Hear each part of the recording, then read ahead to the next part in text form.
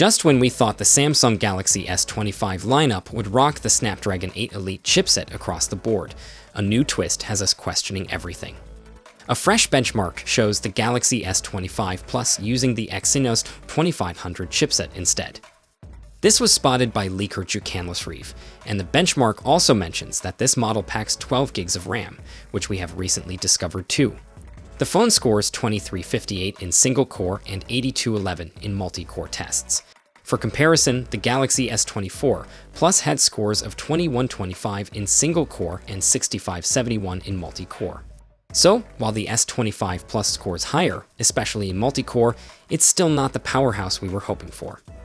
Until now, leaks had us believing the entire Galaxy S25 series would feature the Snapdragon 8 Elite, which was already showing off much higher benchmarks.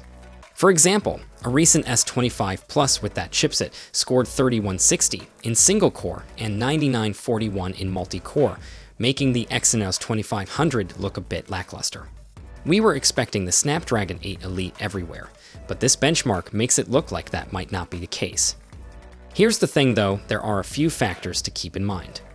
First, this benchmark is for a European model.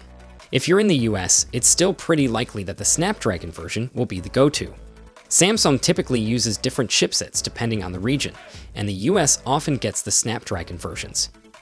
Second, just because this benchmark popped up now doesn't mean it's an accurate reflection of the final product. It could be an old prototype with a chipset Samsung decided not to use, so we're not out of the woods just yet. And lastly, if there is going to be a chipset split, it seems likely, based on leaks and past patterns, that the Snapdragon 8 Elite will still be the choice for Galaxy S25 Ultra models. So, if you're planning to splurge on the Ultra, you'll probably get that sweet Snapdragon power, no matter where you live. But for those eyeing the non-Ultra models, this benchmark is a bit concerning.